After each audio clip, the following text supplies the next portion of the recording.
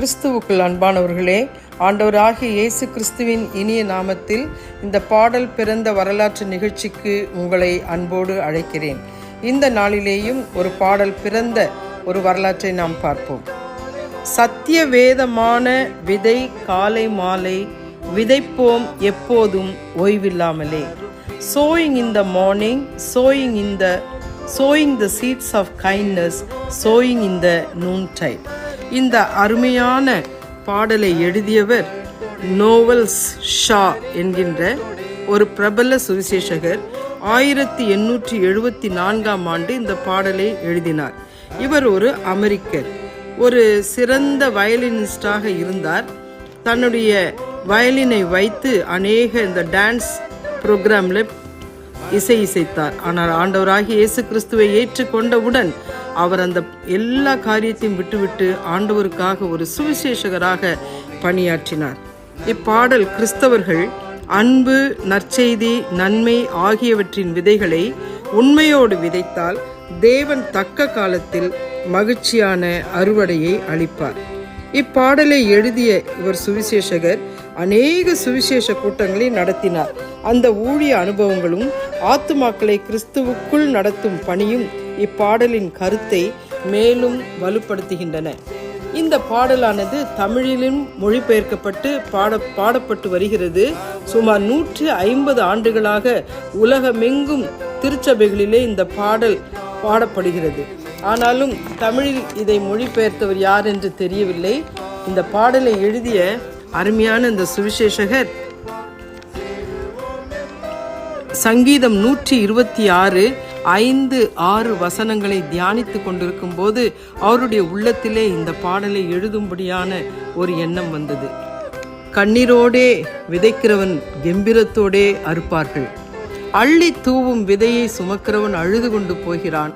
ஆனாலும் தான் அறுத்த அரிகளை சுமந்து கொண்டு கெம்பீரத்தோடே திரும்ப வருவான் என்று சங்கீதம் 126 5-6 வசனங்கள் கூறுகிறது. அதாவது ஆண்டவருடைய வசனத்தை விதைக்கிறதை ஒரு நல்ல விவசாயிக்கு இவர் ஒப்பிட்டு கூறுகிறார். விசுவாசம் என்னும் விதையை நாம் விதைக்க வேண்டும். எப்படி ஒரு ஃபார்மர் விதையை விதைக்கிறாரோ, விதைத்த பிறகு அமைதியாக சென்று விடுகிறார். அதற்கு பல காரியங்களை செய்கிறார். கடைசியிலே அறுவடை அறுக்கும்போது கெம்பீரத்தோடு வருகிறார்.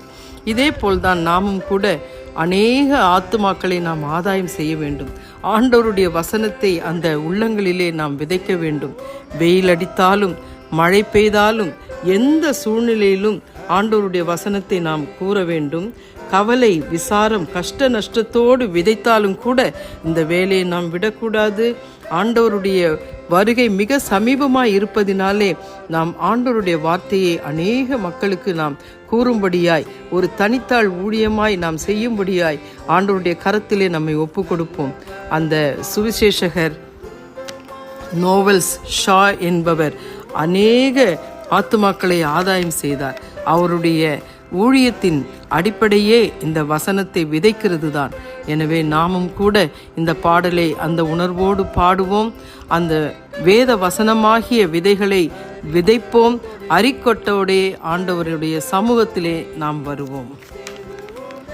சத்திய வேதமான விதை காலை மாலை விதைப்போம் எப்போதும் ஓய்வில்லாமலே.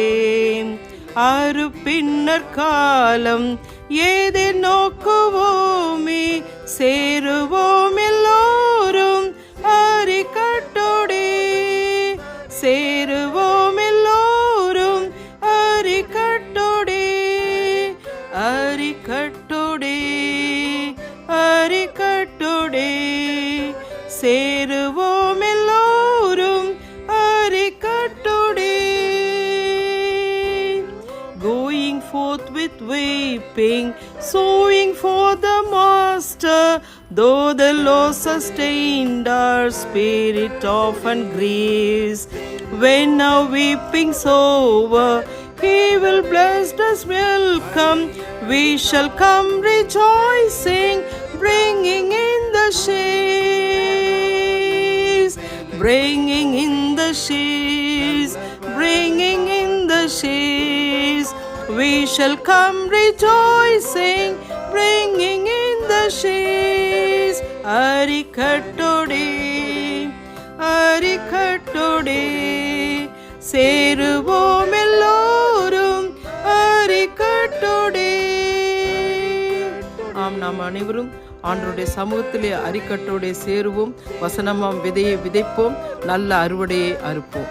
ஆண்டவர் தாமே இந்த வசனத்தை நமக்கு ஆசீர்வதித்து தருவாராக. ஆமென்.